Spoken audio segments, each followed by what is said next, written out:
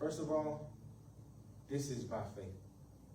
And he stood up in front of everybody. Hey, the Spirit of the Lord is upon me. And this is what I'm about to do. This is what he sent me to do. He remembered what God spoke to him, or what was written concerning him. He remembered it, and he declared it in the open. Am I saying you got to be around people and make them think that you're crazy because you hardcore for Christ? No. What I'm saying is, if you can't look in the mirror and say, the Spirit of the Lord is upon me. If you look in the mirror and you don't believe that, it's not there. It's not there. You haven't taken time to meditate and to become a part of that. That when you say it, you're literally confessing now. And when you say something when you make something a confession, it's coming from here, shifts happen.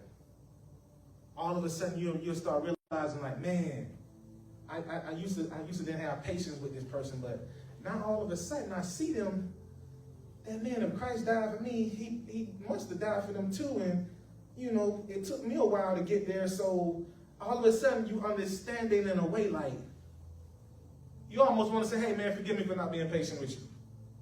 I should have loved you how Christ loved me and helped you walk through how he helped me walk through. You start understanding things like, it's like, this is one indicator of the spirit of understanding. You look back and you be like, who the world was I? Like, what was I thinking?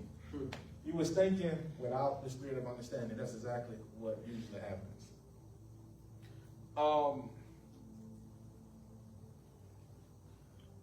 When Christ stood up and said that the Spirit of the Lord is upon me, this also indicates that he was aware of something that he had to engage with. And remember, here's one thing that we can, stamp and say how he engaged. He stood up and he made a declaration. Because words are spiritual. Words shift things. Words make things happen. And here's